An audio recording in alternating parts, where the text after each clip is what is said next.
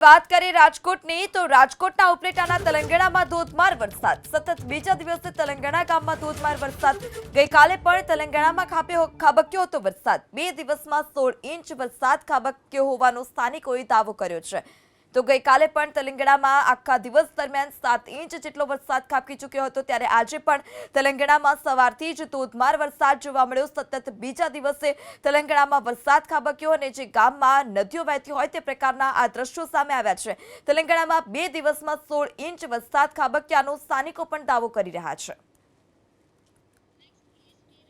કાલે એટલો વરસાદ હતો આજે 4 ઇંચ વરસાદ થયો આ વરસાદની અંદર અમારે કુદરતી અમારી ઉપર કોપાઈ માંડ્યા છે અને એટલો બધો વરસાદ પડે છે કે કોઈ સીમા નથી કુદરત અમારી માટે ટાર્ગેટ કર્યો છે માંડવી કપાસ સોયાબીન કોઈ પણ મોલના આજ સલામત રહેવા દીધો નથી હદ નુકસાન છે અમારે ખેડૂતના અત્યારે આ તમે જોઈ શકો છો વાહે એટલું પાણી ડુંગરનું આવે છે કે અમારે ખેડૂતને લગભગ રોવાનો વારો છે અને આ વર્ષે લીલો દુષ્કાળ જાહેર કરવો પડે એવી પરિસ્થિતિ છે।